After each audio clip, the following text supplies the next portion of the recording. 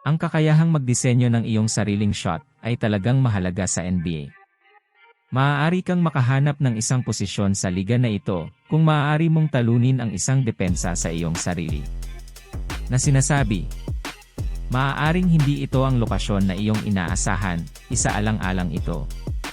Ang isang manlalaro ay maaaring gumawa ng mga shot para sigurado na ang isang squad ay hindi mabubuo sa paligid ng kanyang mga kasanayan kung hindi niya ito magagawa ng tuloy-tuloy. Kung ang isang manlalaro ay walang anumang pansuportang kakayahan, maaari silang gumana bilang isang reserba.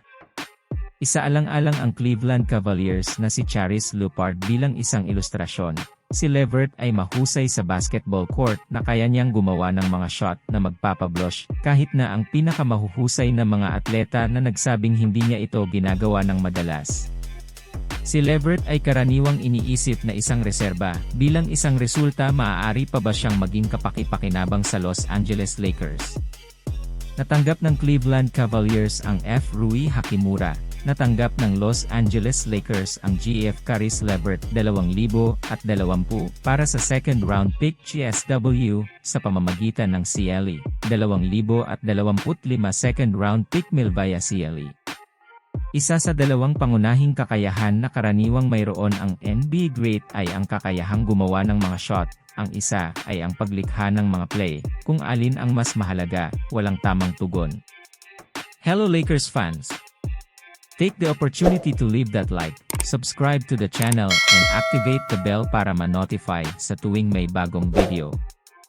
Realistically ito ay nag-iiba ayon sa kung sino ang aming tinutugunan. Ang mga elite shot makers ng walang gaanong mata para sa pagpasa ay naobserbahan.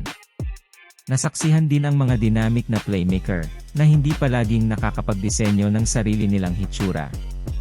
Ang pinakadakilang manlalaro ng NBA sa kasaysayan ay may kakayahang gawin ang dalawa. Kaya, isaalang-alang si LeBron James ng Lakers, kilala siya sa paglikha ng mga dula. Si James ay itinuturing na isa sa mga nangungunang pumasa sa NBA. Si James ay isang shot maker din, dapat tandaan na isa sa mga pinakamahusay na manlalaro sa kasaysayan ng liga. Mahusay siya sa paglikha ng isang bakod para sa kanyang sarili at sa iba. Ituring ba siya ni Levert bilang isang papuri?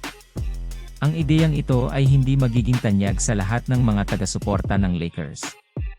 Si Hachimura ay isang batang manlalaro na nagpakita ng maraming pangako sa playoffs noong nakaraang taon.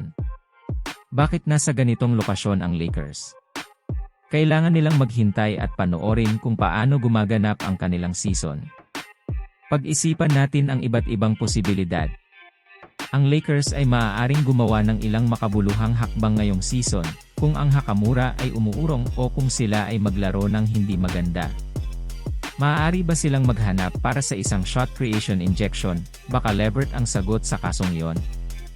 Oo, paminsan-minsan ay naglalaro siya ng floss. Patuloy siyang nagbibigay ng mas nakakasakit na dynamic na banta kaysa sa Hachimura para sabihin ito ng malinaw.